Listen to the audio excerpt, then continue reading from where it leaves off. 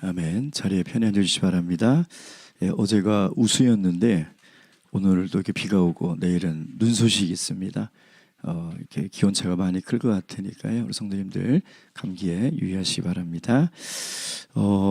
어제 저녁에 우리 신학원에서 신학생 4명과 신학원 관계자 3명의 목자님께서 방문하셨습니다. 그래서 어제 저녁에 식사 나누고 주무시고 오늘 아침에 또 식사하시고 이렇게 출발했습니다. 강남교회 성도님들이 베풀어 주신 사랑에 감사를 드리고 또 고맙다고 꼭 위해서 기도해달라고 부탁을 받았습니다. 특별히 손님 줬대 위해서 수고하신 우리 임원들에게도 진심으로 감사의 말씀을 전합니다. 예수 그리스도의 이름으로 하나님 말씀 우리 함께 공부하도록 하겠습니다.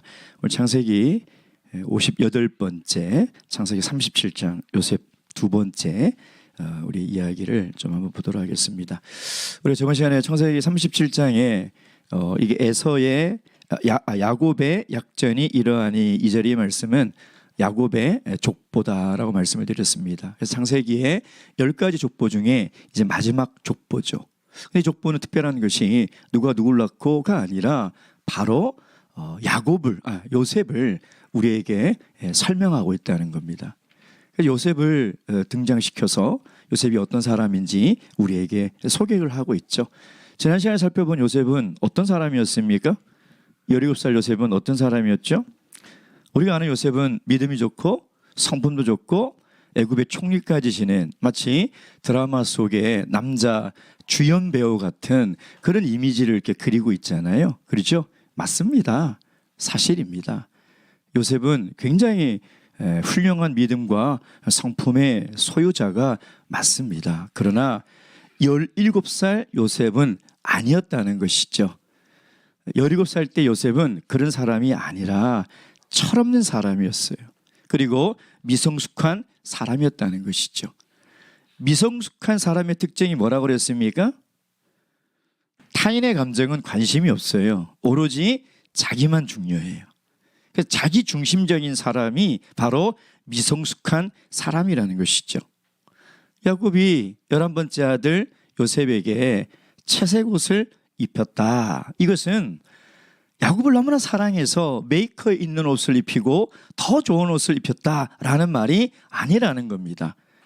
나머지 아들들을 시장에 사서 옷 입히고 이 요셉만 무슨 현대백화점에서 명품 옷을 입혔다, 그 얘기가 아니에요. 채색 옷을 입혔다는 것은 요셉을 형들의 관리 감독자로 세웠다는 거예요. 생각해 보세요. 채색 옷을 입고 형들은 양을 치고 땀을 뻘뻘 흘리고 있는데 11번째 아들인 이 요셉이 딱 채색 옷을 입고 형들이 어떻게 하는지 본다고 생각해 보세요. 성숙한 사람이라면 어떻게 했을까요? 아유, 아버지, 아닙니다. 제가 어떻게 감히 이 옷을 입고 형들을 관리 감독할 수 있겠습니까? 첫째 형 르우벤 있지 않습니까? 큰 형이 입어야 됩니다. 이렇게 말하지 않겠습니까? 미성숙한 사람은요, 자기밖에 몰라요. 자기가 편하면 되고 자기가 좋으면 되는 거죠. 그 상황과 형편이 어떤지는 전혀 상관이 없다는 것입니다. 그러니 생각해 보세요. 요셉은 채색 옷을 입혀줬을 때 신이 났을 거예요. 팔짝팔짝 뛰면서 좋아가지고 형들은 땀 흘리면서 일하고 있는데 저기 서서 누가 양을 팔아먹었구나, 누가 일을 안 하구나, 누가 농땡이 치구나, 다 보고서를 적어서 아버지에게 알려줬다는 거예요. 화가 나지 않을 형이 어디 있겠습니까? 제 같아도 화가 나겠어요. 그러니 형들이 얼마나 화가 나겠냐 이 말이에요. 그뿐입니까? 꿈을 꾸고 나서 형들에게 이야기를 하잖아요. 근데 그 본문에 보면 꿈의 내용이 문제가 아니라 그 꿈을 전달하는 요셉의 태도, 말투, 이게 문제라는 거예요. 요셉이 성숙한 사람이었다면 어떻게 얘기했을까요? 형들, 제가 어제 꿈을 꿨는데 도대체 이 꿈의 내용이 뭔지 잘 모르겠습니다. 제가 지혜도 없고 나이도 어려서 잘 모르겠어요. 경험이 많은 형들이 이 꿈이 도대체 무슨 의미인지 좀 저에게 알려주세요. 그러면 똑같은 꿈의 내용이라도요, 형들은 그래? 한번 들어보자. 어떤 내용이지? 그럴 수 있을까? 여러분 이렇게 반응하지 않겠냐 이 말이에요. 근데 뭐라 그래요? 야 형들 일로 와보세요. 보라. 내가 이런 꿈을 꿨는데. 보라. 야 내가 이렇게 기막힌 꿈을 꿨는데. 그의 말하는 태도, 그의 말투가 형들의 가슴을 빗으로 꽂아버리는 거예요. 그렇지 않아도 미워 죽겠는데 그의 말투, 그의 말하는 태도가 너무 상처가 되는 거예요, 여러분. 여러분 한번 가만히 생각해 보세요. 어떤 사람에게 말로 상처받았을 때를 가만히 생각해 보세요. 여러분이 말로 상처 줬을 때 가만히 생각해 보세요. 말의 내용으로 상처를 받았는지 아니에요. 내용은 사라져요. 그 말을 할 때 그 사람의 말투예요. 그 사람의 표정이고 그 사람의 태도가 남아있어요. 평생 갑니다. 평생 가요. 그런 말투와 그런 태도로 들었던 말로 인해서 받은 상처는요, 평생 가는 거예요. 그래서 그들의 평안이, 샬롬이 다 깨어져 버렸잖아요. 굉장히 이것은 중요한 문제죠. 여러분, 제가 이 요셉을 너무 많이 깎아내려서 참 미안하지만, 그러나 제가 이렇게 한 이유는 뭐냐면 17살의 이런 요셉의 모습을 우리가 정확하게 봐야 우리에게도 소망이 생기는 거예요. 여러분 우리와 요셉이 다를 게 뭐가 있습니까? 우리도 미성숙해요. 보세요. 자기밖에 몰라요. 자기 중심적이에요. 항상 자기 관점으로만 쳐다보고 생각해요. 저 사람이 어떻게 생각하는지, 저 사람이 왜 저런 말을 했는지 이해하기보다는요, 내가 중심적으로 생각하고 판단해버리고 그렇게 살아가잖아요, 사실. 근데 요셉이 하나님과 매일매일 동행하면서 하나님이 요셉을 어떤 사람으로 만들었느냐, 우리가 원래 알고 있던 정말 믿음이 좋고 훌륭한 성품을 가진 하나님께 쓰임받아 이스라엘 전 민족을 구원한 사람으로 만들었다는 거예요. 그럼 우리에게도 희망이 있죠. 어떤 희망요? 나도 매일매일 하나님과 동행하며 하나님의 손에 빚어져 갈 수만 있다면 나도 어떤 사람이 될 수 있어요? 요셉과 같은 사람이 될 수 있는 거예요. 내 성품이 변하고 하나님을 향한 믿음이 더욱더 견고해져서 하나님이 나를 사용해서 가족들을 구원하시는 거예요. 내가 변해야 가족을 구원할 수 있는 것이죠. 내가 성품이 변해야 이웃을 구원할 수 있는 것이고 친구를 구원할 수 있는 거예요. 내가 미성숙한데, 내가 아직 나밖에 모르는 사람인데 하나님이 어떻게 쓰시겠냐 이 말이에요. 그래서 17살 이 철없는 요셉이 정말 하나님께 훌륭하게 쓰임받는 사람이 되었다면 우리에게도 소망이 있다는 거예요. 근데 하나님이 요셉을 이렇게 훌륭한 사람으로 만든 방법이 있어요. 그게 오늘부터 우리에게 이야기하는 메시지의 핵심이라는 것입니다. 그럼 하나님과 우리 동행한다면 우리는 어떤 생각을 해요? 야, 하나님이 하나님 나를 지켜주시고 복을 주시고 이렇게 생각하시죠. 하나님이 그런 방법으로 요셉을 사람 만든 게 아니에요. 하나님이 요셉을 사람 만든 방법은 뭡니까? 그 방법이 뭐예요? 고난이에요, 고난. 여러분 창세기 37장 후반부에 제일 많이 나오는 단어가 구덩이입니다. 구덩이. 고난을 통하여 요셉을 사람을 만들어 가고 있어요. 그래서 너 가장 인생의 밑바닥부터 다시 시작하라는 거예요. 노예부터. 자기 주장을 할 수도 없고 자기 의견을 낼 수도 없고 자기 생각을 말할 수도 없는 인간이 아닌 가장 낮은 단계부터 너 다시 시작하라는 거예요. 그래야 네가 하나님의 사람이 될 수 있다는 거예요. 그래서 창세기 37장 오늘부터 살펴볼 12절부터의 내용은요, 크게는 야곱의 가족이 어떻게 애굽에 내려갔는지에 대한 동기와 과정을 우리에게 보여주고 있는 거예요. 좁게는 요셉이 어떻게 애굽에 내려가게 됐냐. 표면적으로는 철없는 요셉의 행동에 따른 형들의 시기 때문에 팔려간 거죠. 그러나 이면에는 하나님의 섭리가 있었다니까요. 제가 얘기했잖아요. 지금까지의 족보는 하나님이 자꾸 나누셔서 하나님의 사람과 아닌 사람을 나누셨지만 이제 12아들 중에서는 나누는 것이 아니라 12명 아들 중에 요셉을 택해서 이 요셉으로 말미암아 하나님의 계획을 이뤄 가시려고 택했다는 거예요. 나머지 아들을 버리지 않아요. 그러나 요셉을 통해서 하나님이 하나님의 계획을 이뤄 나가시는데 그 이뤄 나가는 방법이 뭐냐면 고난이래. 그래서 애굽으로 보내는데 어떻게 보내요? 노예로 보내요. 팔려가서 인생의 가장 밑바닥에부터 시작하게 만들고 있다는 거죠. 이 하나님의 섭리가 언제 드러나니까? 20년 후에 드러나요. 창세기 50장에 형들이 드디어 요셉이 누군지 알고 이제 우리 죽었구나 벌벌벌 떨 때 요셉이 형들에게 뭐라고 그래요? 형들이요, 두려워하지 마소서. 하나님이 당신이 나를 해하려고 팔았으나 하나님이 선하게 역사하셔서 우리 가족을 다 구원하시려고 나를 먼저 여기에 보내셨습니다. 그때 깨달은 거예요. 20년이 지나서 요셉이 그때 깨달았다는 것이죠. 그래서 오늘 그 과정을 살펴볼 때에 하나님의 숨어있는 하나님의 섭리를 우리가 발견할 수 있어야 돼요. 그것은 요셉을 사람을 만들려고 하는 거예요. 하나님께 쓰임받을 수 있는 사람을 만들려고 하셨다는 것이죠. 자, 어떻게 그 과정이 어떠느냐? 자, 첫 번째 보면 아버지 야곱이 심부름을 시킵니다. 12절. 다 함께 읽겠습니다. 시작. 그 형들이 세겜에 가서 아비 양떼를 칠 때에, 세겜은 지금 살고 있는 헤브론에서부터 북쪽으로 약 100km 정도 떨어진 곳이에요. 자, 세겜이 어떤 곳입니까? 우리 창세기 34장 5장에 기억나시죠?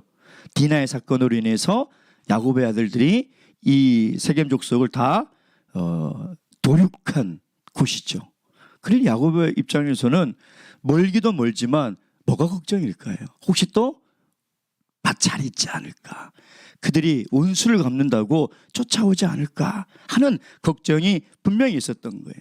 그래서 요셉에게 가보라. 갔어요. 100km면 얼마나 먼 거리예요. 걸어서 갔을 거 아닙니까? 그래서 가다가 길을 잃어버린 거예요. 15절 시작. 어떤 사람이 그를 만난즉 그가 들에서 방황하는지라. 그 사람이 그에게 물어가로되 내가 무엇을 찾느냐. 이 우리 한글 성경은 요셉이 가다가 사람을 만난 것으로 이렇게 보이는데 원문은 요셉이 방황해서 헤매고 있는데 사람들이 요셉을 만난 것으로 이렇게 거꾸로 이렇게 되어 있습니다.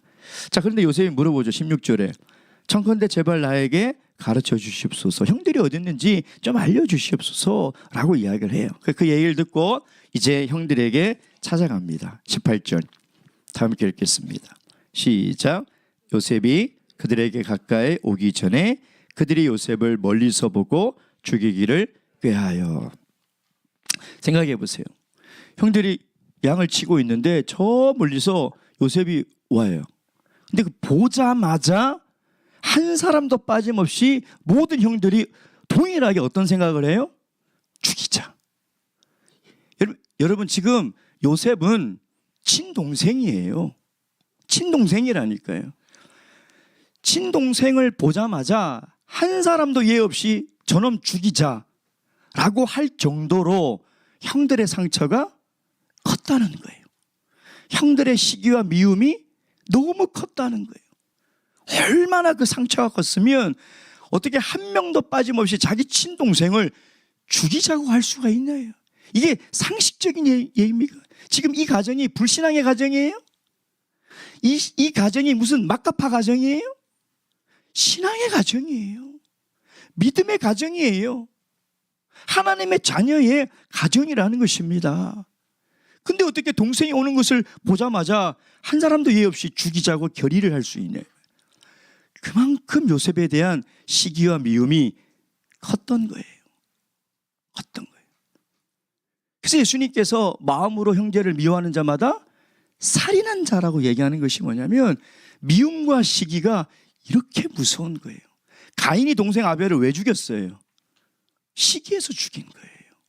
시기에서. 그러니 미움과 시기를 우리가 가볍게 생각해서는 안 돼요. 아이고, 저 미워 죽겠네. 큰일 날 소리예요.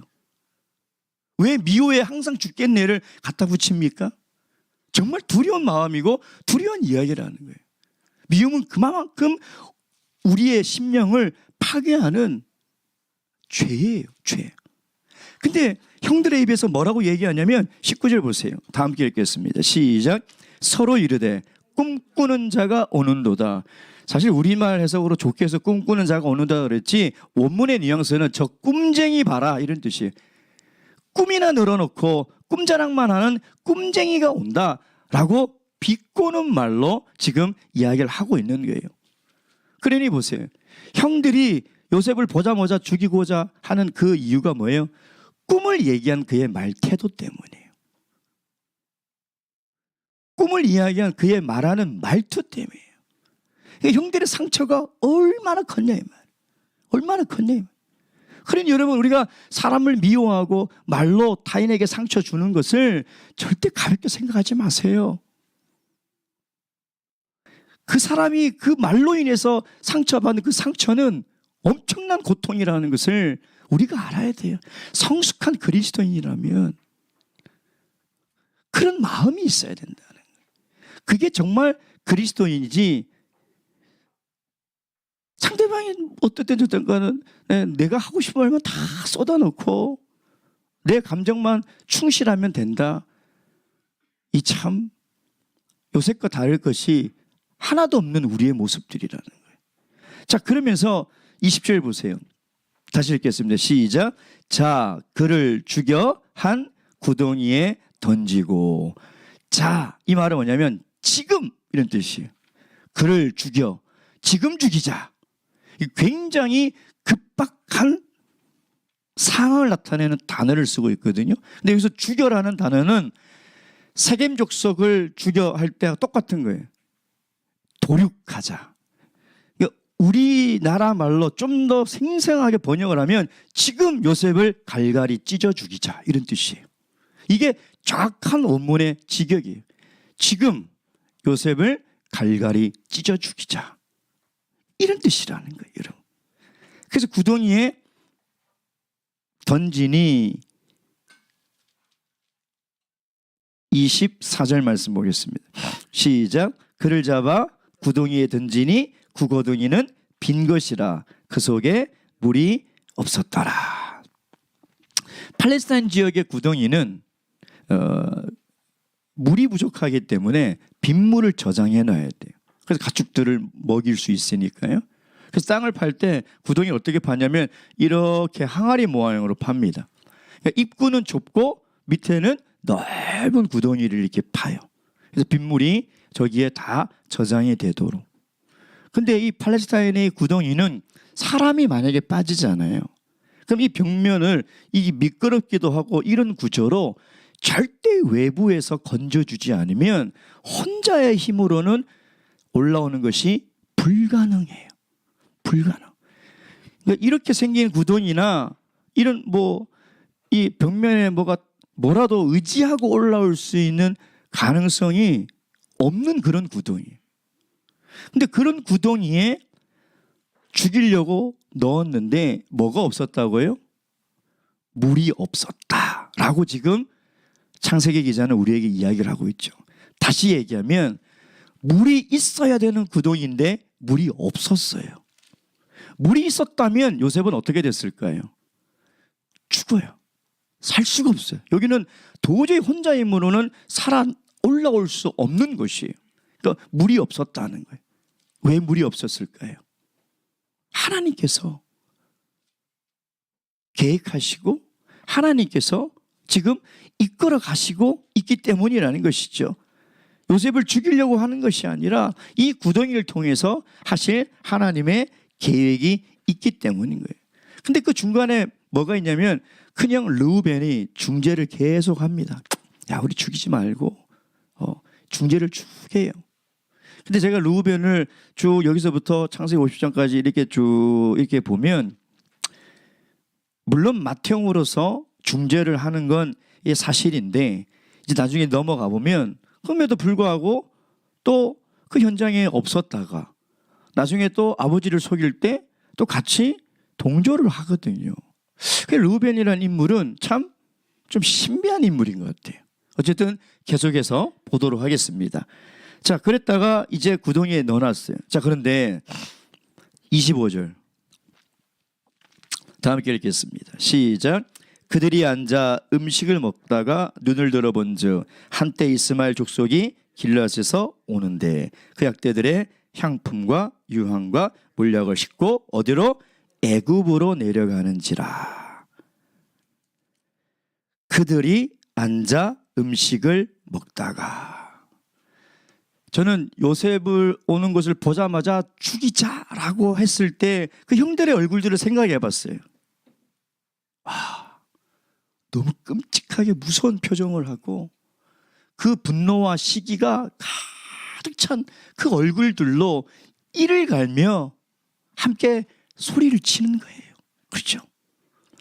그리고 요셉을 죽이려고 구덩이에 빠뜨렸어요.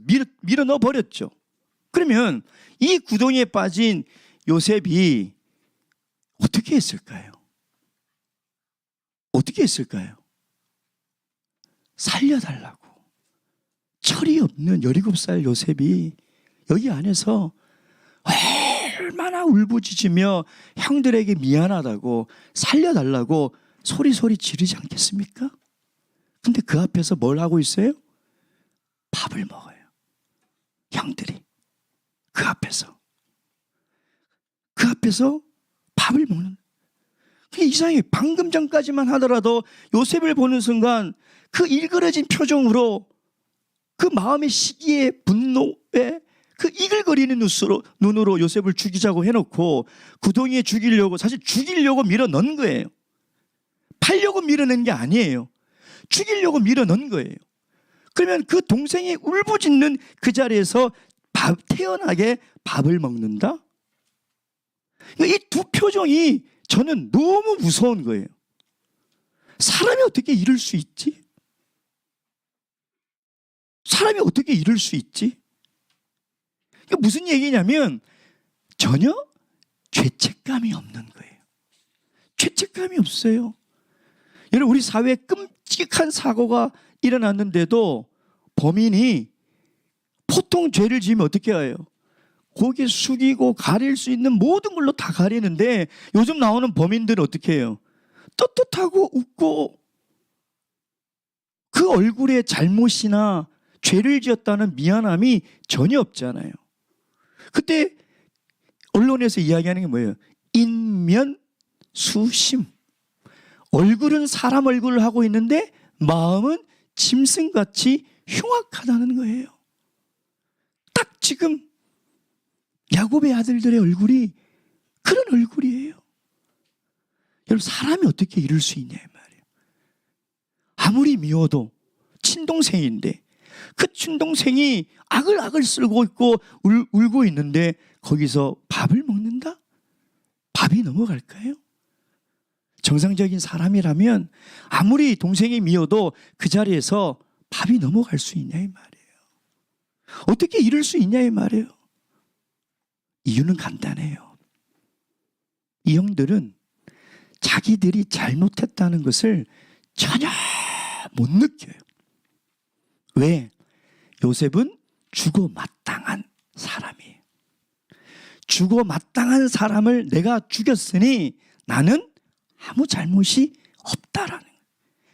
죄책감을 못 느끼는 거예요. 흉악한 살인사건과 연쇄살인이 일어나면 반드시 하는, 그 사람을 잡아서 하는 게 뭡니까? 사이코패스 검사를 하죠. 몇 점 이상이면 사이코패스고 하죠. 사이코패스의 두 가지 특징이 뭐예요? 첫째, 이기적이라는 거예요. 자기중심적인, 공감 능력이 없는 거죠. 둘째 뭐예요? 죄책감이 없어요. 우리는 이해가 안 가죠. 어떻게 사람을 죽여놓고 그 시체를 자기 집에 한 달 동안 두면서 거기서 일상생활을 할 수 있지? 어떻게 연쇄적으로 사람을 죽일 수 있지? 우리는 이해가 안 가잖아요. 간단해요. 그들은 죄책감이 없어요. 주고 마땅한 사람을 내가 죽였기 때문에 전혀 죄책감이 없다는 거예요. 근데 저는 이 형들을 보면서 나도 이런 오류를 범할 수 있겠구나.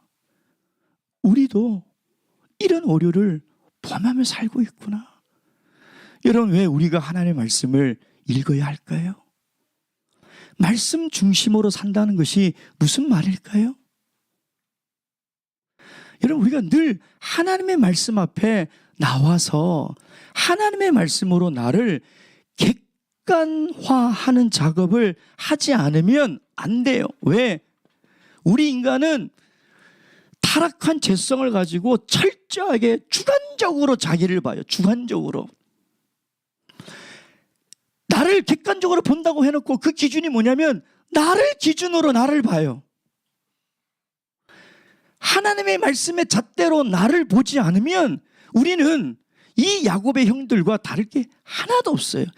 죄를 져놓고도요, 죄책감이 없어요. 없다니까요. 내가 해야 될 일을 했다라고 생각해요. 내가 할 수 있는 일을 했다라고 생각하지 하나님께 범죄했다는 생각이 전혀 없어요. 저는 그런 분들을 볼 때마다 이해가 돼요. 왜? 말씀이 없기 때문에요. 말씀으로 자기 자신을 하나님 앞에 나와서 솔직하게 객관화하는 작업이 굉장히, 하나님의 말씀을 통해서 내가 어떤 사람인지를 객관적으로 자꾸 봐야 돼요. 근데 그게 없어요. 하나님 말씀을 읽는데 지식은 막 많아져. 근데 내가 하나님 말씀 앞에 내가 어떤 사람인지를 아는 시간은 하나도 없어요. 이 사람 진짜 불행한 사람이에요. 하나님의 말씀을 왜 읽는지를 모르고 그냥 열심히만 읽는 사람이에요. 하나님 말씀을 왜 우리가 읽습니까? 왜 우리가 하나님 말씀 중심으로 살아야 됩니까? 내가 나 자신을 객관적으로 볼 수 없기 때문에요. 그래서 누가 한 소리를 하면 기분 나빠하잖아요. 인정 안 해요. 여러분, 누가 나의 진면목을 보고 이야기하는데 누가 인정하겠어요? 안 한다니까요. 그러니까 하나님 말씀 앞에 나와야 돼요. 하나님이 너 이런 사람이야. 너는 지금 이런 사람이야. 너는 지금 아닌 척하고 살아가지만 너는 이런 사람이야 라고 할 때 인정해야 돼요. 그러지 않으면 우리도 야곱의 아들들과 다를 게 하나도 없어요. 여러분, 말씀을 통해서 자기를 객관화하지 못한 사람들은요, 자기가 저 사람에게 상처 줘놓고도 밥 잘 먹어요. 그 사람 앞에서 밥 잘 먹어요. 희한해요. 아무렇지도 않아요. 이 사람만 끙끙대요. 말씀으로 자기를 객관화하지 않은 사람은요, 공동체를 막 쑥대밭으로 만들어 놓고도 교회 잘 와요. 희한하다고 생각하죠? 간단해요.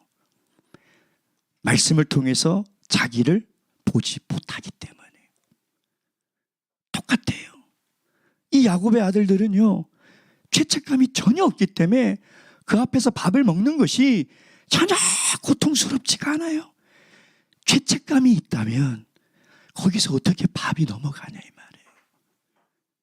거기서 어떻게 음식이 목구멍에 넘어갈 수가 있냐 이 말이에요. 못 넘어가죠. 죄책감이 없기 때문에 이게 가능하다는 거예요. 근데 그 순간 누가 지나가요? 이 상인들이 지나가는데 어디에서? 길르앗에서 애굽으로 가고 있잖아요. 그렇죠? 예. 28절이 가장 중요한 구절인데 28절 다 함께 읽겠습니다. 시작. 때에 위대한 사람 상고들이 지나는지라 그들이 요셉을 구덩이에 끌어올리고 은 20개의 그를 이스마엘 사람들에게 팔매 그 상고들이 요셉을 데리고 어디로요? 애굽으로 갔더라. 구덩이에 물이 있어야 되는데 물이 없는 것. 상인들이 애굽에서 길르앗으로 가는 것이 아니라 길르앗에서 마침 애굽으로 내려가는 것. 이게 우연일까요? 아니라는 거예요. 여러분, 창세기 15장 13절 말씀 보겠습니다. 15장 13절.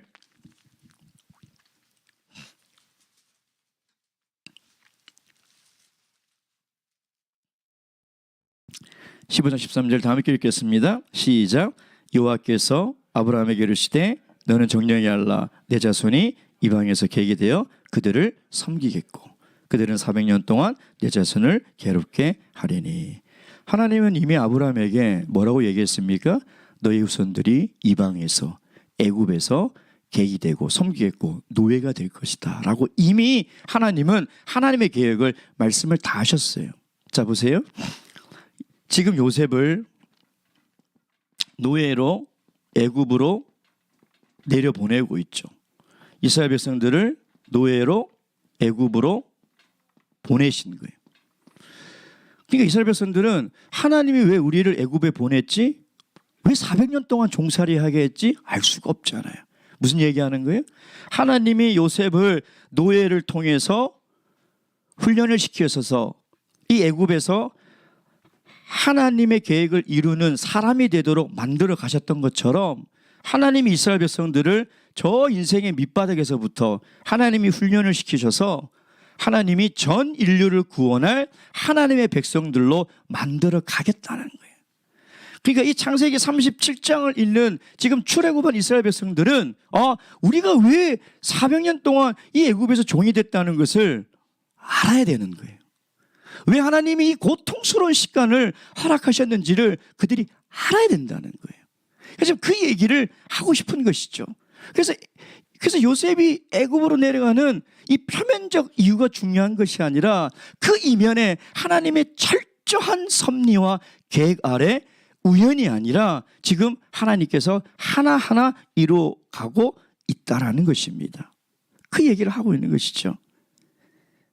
자, 그래서 이제 애굽으로 이제 가는 상인들에게 팔렸어요. 그렇죠?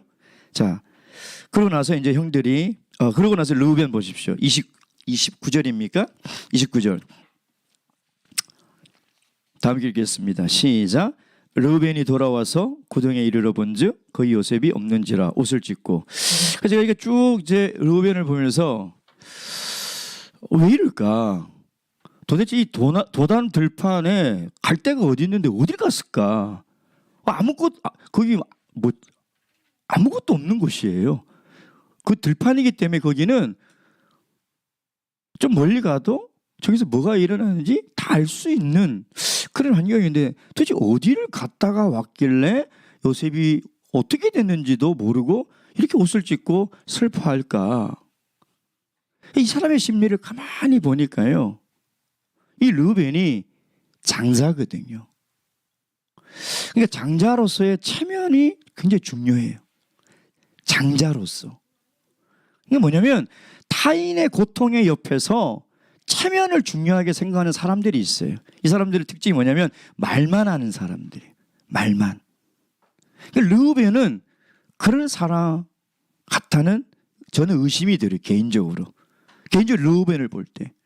오히려 유다가 더 적극적으로 행동하는 사람이고 사실 유다 때문에 팔려간 것이지 르우벤은 말은 잘하는데 정말 필요할 때 그 현장에 없어요. 없었는지 피했는지 저는 후자라고 생각해요. 개인적으로. 후자. 왜?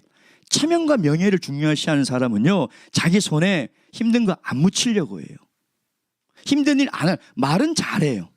말은 잘하고 말은 맞아요. 그리고 그 마음도 막 표현을 해요. 근데 진짜 있어야 할 시간에 없어요. 항상 그런 사람들은 없어요. 그리고 자기가 어떤 위치에 있는 그 명예와 체면을 굉장히 중요하게 생각해요. 그렇기 때문에 그런 말을 하는 거지, 내가 진짜 요셉을 사랑해서 요셉을 구원해야 되겠다라는 진실된 마음은 없는 것 아닌가, 제 개인적 생각입니다. 여러분들도 한번 이 르우벤의 인물을 한번 잘 연구해 보세요. 하여튼 미스테리예요. 어디 갔다 왔는지 모르겠어요. 어디 갔다 왔는지. 어쨌든 르우벤보다는 사실은 형제들의 리더십이 누굴 통해서 나타나면 유다를 통해서 나타나는 거예요. 어쨌든 간에 그렇게 와서 이제 형들이 아버지를 속이죠. 자, 33절 시작. 아비가 그것을 알아보고 가로되 내 아들의 옷이라 악한 짐승이 그를 먹였도다. 요셉이 정령 찢겼도다 하고 팔아놓고 이제 아버지를 속이는 거죠. 채색 옷을 벗겨서 그게 짐승이 피를 이제 묻히고 간 거예요. 형들이 뭐라고 거짓말하면 요셉을 못 봤는데 이 무슨 옷이 하나 떨어져 있더라. 아버지, 이게 요셉의 옷인지 한번 확인해 보세요. 아버지가 요셉을 제일 마지막 본 사람이니까. 근데 야곱이 이미 자기 입으로 다 얘기를 해버렸어요. 맞다. 이거 요셉의 옷이다. 끝. 완전 범죄. 그렇잖아요. 끝나버린 거예요. 그리고 야곱이 얼마나 고통에 지금 몸부림을 칩니까? 위로도 안 되죠. 굵은 베옷으로 그 고통스럽게 있죠. 심지어는 그게 얼마나 고통스러우면 나도 음부 지옥으로 내려가겠다. 이 말은 뭐냐면 내가 사는 게 아니라 지옥 같다는 거예요. 그 가장 사랑하는 요셉을 먼저 보냈으니 이 야곱의 마음이 사는 게 사는 것일까요? 지옥 같은 거죠. 그렇죠? 그렇잖아요. 근데 이 장면을 보면 과거에 뭐가 오버랩 되지 않나요? 야곱이 아버지 이삭을 속였잖아요. 그렇죠? 형으로 치장해서. 그렇죠? 에서를 속였잖아요. 그렇죠? 그러니까 아들에게 똑같이 속임을 당하는 거죠. 갈라디아서 6장 9절에 보면 하나님은 심은 대로 거두시는 하나님이다. 이게 진리예요. 반드시 내가 심은 것은 내가 거둬요. 반드시. 지금 야곱이 요셉이 죽었다고 생각해서 하루하루를 지옥처럼 살았던 그 횟수를 계산해 보니까 20년이에요. 나중에 애굽에서 요셉을 만나기까지 딱 20년이에요. 그러면은 야곱이 아버지 이삭을 속이고 에서를 속여서 바단 아람으로 갔다가 가나안으로 와서 에서를 볼 때까지가 몇 년이에요? 딱 20년이에요. 요셉이 온다는 얘기를 듣고 에서가 어떻게 가요? 400명 거느리고 칼을 차고 죽이러 갔죠. 그러니까 에서의 그 분노와 시기심을 얼마나 큰지 우리가 알 수 있잖아요. 이 20년이 우연일까요? 아니에요. 아니라니까요. 지금 하나님은 야곱이 심은 그 대가를 그대로 치르게 하신다는 거예요. 그러니 두려워하는 게 아니라, 그래서 우리가 다른 사람에게 뭘 심어야 돼요? 행복과 기쁨을 자꾸 심어줘야 돼요. 칭찬하고 격려하고. 그럼 그게 나한테 온다니까요. 여러분, 하나님은 심은 대로 거두시는 분인데 이걸 믿는데 왜 자꾸 다른 사람에게 안 좋은 소리하고 왜 상처 줍니까? 나에게 분명히 오는데? 그러면 다른 사람에게 계속 권면의 말, 칭찬의 말, 격려의 말을 심으면 그렇게 나에게 하나님께서 해주신다니까요. 행복을 심고 기쁨을 심어야 되는데 왜 반대 것을 심고 살아가냐 이 말이에요. 자, 그래서 이제 요셉이 드디어 팔려가는데 어디에 팔려갑니까? 36절 시작. 미디안 사람이 애굽에서 바로의 신하 시대장 보디발에게 요셉을 팔았더라. 미디안 상인이 요셉을 데리고 보디발 집에 가가지고 어이구 쓸만한 노예 하나 데려왔으니까 사셔, 방문 판매했을까요? 아니에요. 그 당시 애굽에는 노예 시장이 있어요. 그러면 수백 명의 노예들이 장날에 다 나와요. 와가지고 이빨도 보고 손도 보고 피부도 보고 힘 쓰는지도 보고 눈도 보고 다 해서 쓸만한 사람 데려가요. 근데 성인은 은 30냥이거든요. 근데 17살이니까 20냥에 팔았죠. 그렇죠? 근데 하필이면 시위대장, 즉 바로의 호위 경호원 대장의 집 보디발의 집에 팔려갔냐 이 말. 이게 우연일까요? 하나님의 섭리라니까요. 하나님의 섭리. 그 섭리가 어떻게 펼쳐지는지는 이제 39장 왜 이 보디발의 집에 팔려갔는지 그 얘기는 이제 쭉 나오는 것이죠. 우리가 오늘 이 요셉이 어떻게 애굽으로 내려갔는지, 왜 내려갔는지 우리가 그 과정들을 쭉 봤습니다. 여러분, 요셉의 인생이 새롭게 전환되는 전환점이 어디입니까? 구덩이에요. 구덩이. 그러니까 하나님의 역사가 일어나는 곳, 하나님의 계획이 시작하는 곳이 어디냐면 구덩이라는 거예요. 여러분, 요셉이 진짜 성숙한 인생이 될 수 있었던 출발점이 어디냐? 애굽의 왕실이 아니라 구덩이였다는 거예요. 그래서 희한하게 요셉은 구덩이에서 나와서부터 그때부터는 요셉은 정말 좋은 사람으로 우리에게 소개가 되고 있어요. 그럼 도대체 어떻게 이렇게 갑자기 바뀔 수 있었을까? 그 비결이 어디 있을까? 저는 구덩이 안에 있다고 생각하는 거예요. 구덩이에 빠져서 무슨 생각했을까요? 아, 인생이 내 힘으로 내 잘난 맛으로 살아가는 것이 아니구나. 그 구덩이에서 뭘 깨달았을까요? 하나님이 도와주지 않으면 나는 절대 살 수 없구나. 하나님이 나를 건져주지 않으면, 나를 구원해주지 않으면 나는 살아갈 수 없는 존재구나. 그러니 내 모든 인생을 이제 하나님께 드려야 되겠다. 하나님께 다 드려버려야 되겠다. 그러면서 요셉이 가지고 있던 미성숙함, 이기적인 욕심, 이 모든 것들이 빠져나가기 시작하는 거예요. 그것이 어디에서 빠져요? 구덩이에서 빠지는 거예요. 고난의 구덩이. 여러분, 우리도 구덩이에 빠질 때가 있죠. 때로는 다른 사람이 나를 미워해서 나를 구덩이에 밀어 넣을 때가 있어요. 그렇죠? 얼마나 무섭고 두렵고 얼마나 원망이 큽니까? 때로는 나는 아무 잘못한 것이 없어요. 정말 신앙생활 열심히 하는데 구덩이에 빠질 때가 있어요. 근데 그 구덩이에서 우리는 뭘 배워야 돼요? 고난이 내게 유익이라. 내가 고난을 통하여 주의 율례를 배웠노라. 여러분, 구덩이는 절망과 고통의 시간과 장소가 아니에요.